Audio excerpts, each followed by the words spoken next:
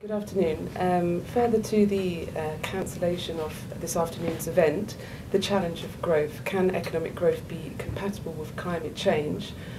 We've invited Jeremy Rifkin, economist and activist, to discuss with us this afternoon the challenges of reconciling growth with climate change.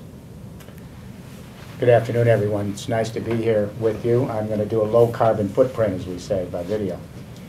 Let me start off by sharing an anecdote because I think it's instructive to the challenges that we will face, especially the younger generation, into this 21st century. When Chancellor Merkel became Chancellor of Germany, she asked me to come to Berlin to address the question with her young government, how do we grow the German economy in the 21st century? When I got to Berlin, the first question I asked the Chancellor is, Madam Chancellor, how do you grow the German economy or the European Union economy or the world economy in the last stages of a great energy era? This is the issue at hand. We are in the sunset of a great energy regime. Coal, oil, natural gas, uranium.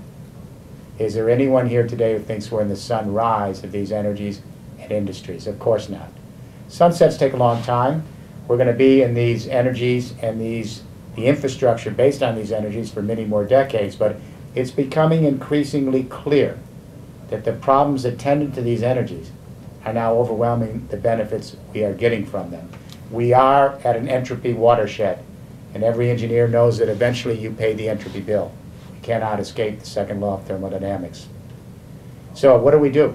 Because it's all about fossil fuels. We grow our food and petrochemical fertilizers and pesticides, our construction material, our plastics, our building materials, our clothes, our pharmaceuticals, our logistics, supply chain, transport, power, light, heat, all fossil fuels. So we have three crises now in this sunset of the fossil fuel industrial era.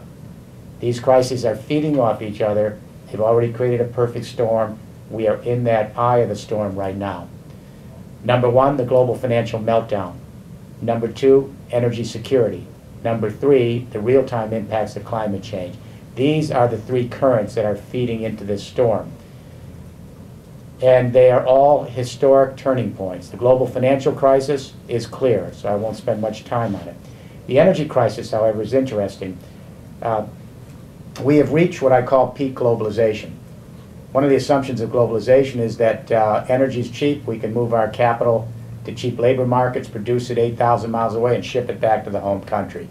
That assumption of globalization is now disintegrated. When energy went over $50 a barrel, inflation started to embed into all our prices, from agricultural products to manufactured goods. When energy hit $147 a barrel for oil, we hit what I call peak globalization. The inflation was so embedded into the price of everything that the economy stalled, the engine turned off, energy prices went down, we are in global collapse. So there is a firewall, peak globalization at $147 a barrel. Why? Because we hit peak globalization per capita 30 years ago. In other words, in 1979, if you distribute all the oil in the world to everyone that existed, that's the most each person could have. We found more oil since 1979, but population has grown quicker. So if you distributed all the oil to everyone today, all 6 billion people, less to go around. So when China and India entered the game with 2 billion people in the industrial age, they pushed tremendous demand for the limited oil, and that's why the energy prices shot up and we hit the wall. There is no way to break through 147 a barrel. So even if the economy grows again, we're going to hit that wall over and over again. That's the outer limit of globalization based on fossil fuels. And finally, we have the real-time impacts of climate change. It's worse than we expected. What we've learned is that we continue to underestimate the feedback loops that are accelerating climate change. Just a few years ago, we thought our great mountain ranges, the snow peaks, would disappear in the 22nd century. Now we see on the new assessment report of the UN, they're disappearing in real time now, first 30 years of this century. A few years ago, we thought the Caribbean would see more intense hurricane activity in the 22nd century. Now we see that Katrina and Rita and Ike and Gustav are real-time impacts 100 years earlier than we expected. We thought that the polar bears would start drowning in 100 years from now, a few years ago. Open waters in the Arctic in the summer. The new report, polar bears are drowning now. So we're beginning to see this massive acceleration of climate change. The UN panel projects that we may see a 3-degree rise Celsius in temperature in this century, could go much higher. But to put this in perspective, if it's only 3 degrees, that takes us to the temperature 3 million years ago in the Pliocene. Different flora, different fauna, different ecosystems, different hydrological cycle. If we only go up 2 to 3 degrees, our scientists in the UN panel tell us that we risk the extinction of upwards of 70% of all the species of life on this little Earth. Now, we need to have a reality check. We've had 5 waves of biological extinction in 450 million years of life on this planet. 5 wipeouts. Every time we had a wipeout, it took 10 million years to recover the biodiversity we lost. As my wife says, we're not grasping the enormity of this moment, or we would be in an emergency and realize that this may be a turning point for our species. James Hansen is the chief climatologist for the United States government, NASA Goddard Institute. This year he did a study, this last year, and they went down and studied core samples under the ocean. They found that if we mitigate CO2 to 450 parts per million, which is what the EU wants to do, and I advise the EU, I've advised the last 4 presidents of the Council, I advised the Commission and the Parliament, we were trying to get the world to 450 parts per million with the hope that we'd only go up 2 degrees. Jim Hansen's new findings in the US government says that if we go to 450 parts per million, we're going to go up 6 degrees Celsius in this century of the young people and their children. And this is a quote, "the end of human civilization as we come to know it." I think we need to be focused now and understand we have 3 crises at the sunset of the second industrial revolution. Global financial meltdown, the sunset for an energy regime, real-time impacts of climate change. What do we do? What do we do? The great economic revolutions in history, the really big ones, they occur when 2 things happen. First, we humans change the way we organize the energy of the planet, and we've done that over history. Second, equally important, we change the way we communicate to organize with new energy regimes. When energy revolutions converge with communication revolutions, when they come together, those are the pivotal points in history. Example, the Sumerians, Mesopotamia, the first civilization to capture the sun in photosynthesis in cereal plants. The cereal grain became stored energy. This was the first hydraulic civilization, very complicated. They had to indenture thousands of workers to build the canals. They had to have craft skills to build the mechanics of the dike systems. They had to set up procedures for logistics to run the granaries, the distribution of the grain, the commerce. It required a communication revolution to manage this new energy revolution, and it was called cuneiform writing. And everywhere hydraulic civilization was established, the Middle East, India, China, Mexico, independently, humans created writing to manage stored energy. 10,000-year multiplier effect, agricultural revolution. 1830 to 1880, 50-year period, US and Europe. A communication revolution, print technology, which had been around since Gutenberg and even before, became very cheap with steam technology and print. It's cheap, mass-produced print. We introduced public schools, mass literacy. That communication revolution converged with coal, steam, and rail to create a first industrial revolution, communication and energy. 100-year multiplier effect. We could not have organized the first industrial revolution with codex, too slow. 20th century, first generation centralized communication electricity, the telephone particularly, became the command and control mechanism, the communication revolution to manage oil, the internal combustion engine, the highway culture. Second industrial revolution, and that is sunsetting now with the 3 crises I mentioned before. We are on the cusp of a third industrial revolution. I think it's the game plan. It gives us an economic narrative and vision powerful enough maybe to address the enormity of this triple threat of the global meltdown, financial community, and energy security and climate change.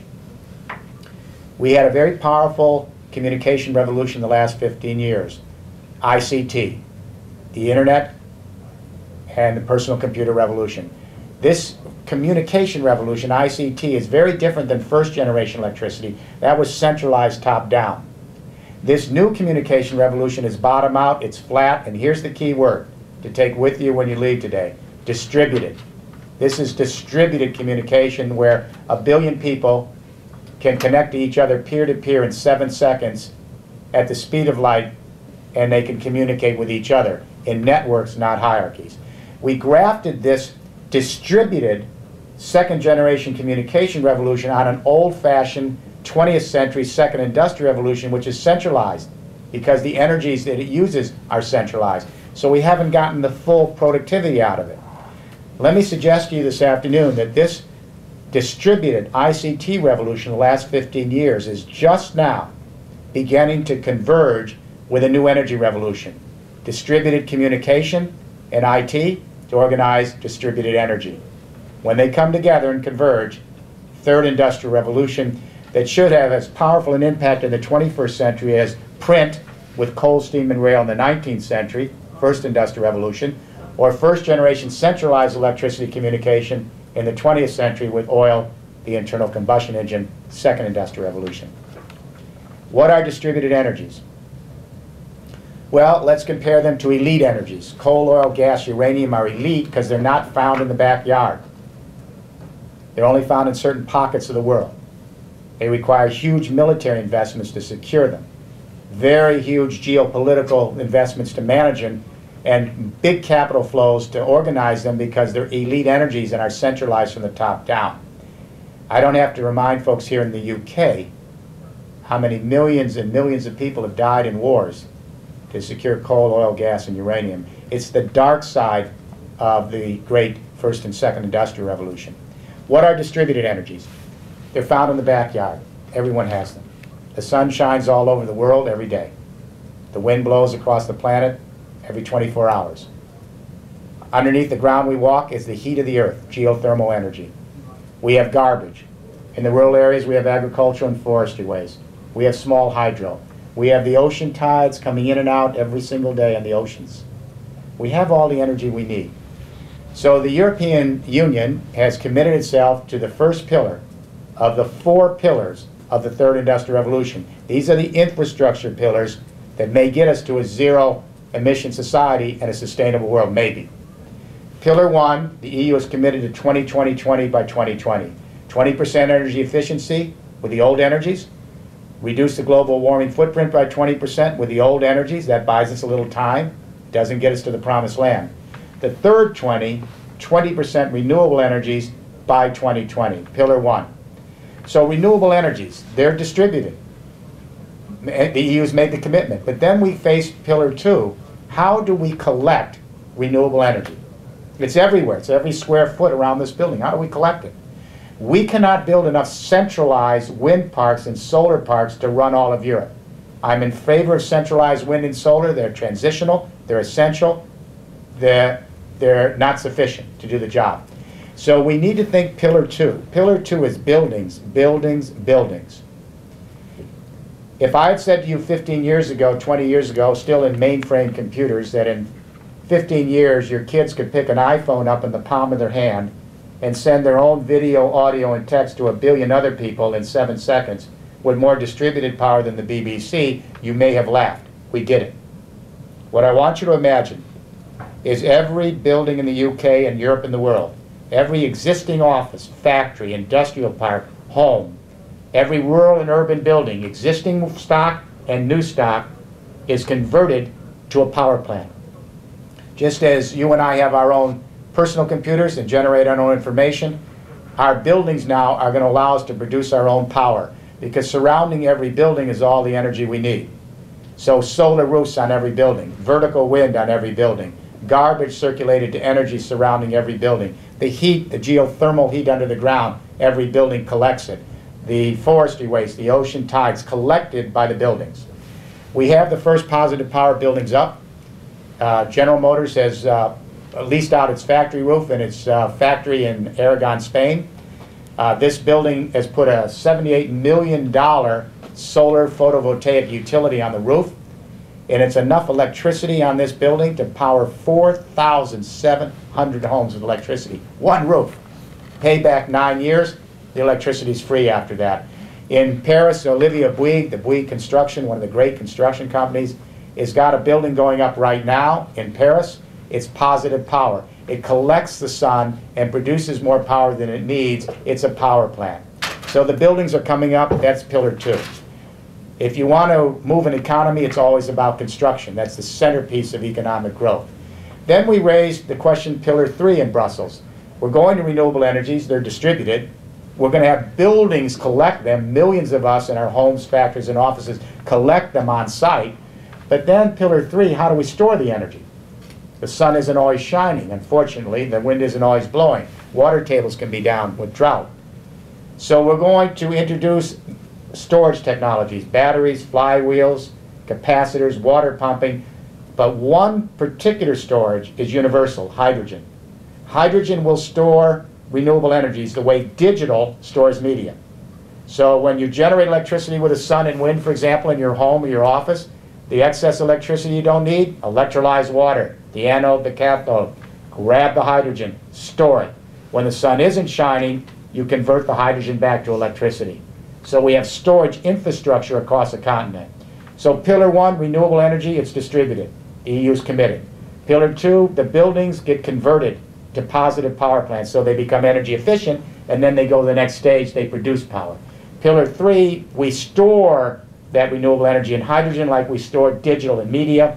The EU has committed 8 billion euros to a joint technology initiative to get that infrastructure in place.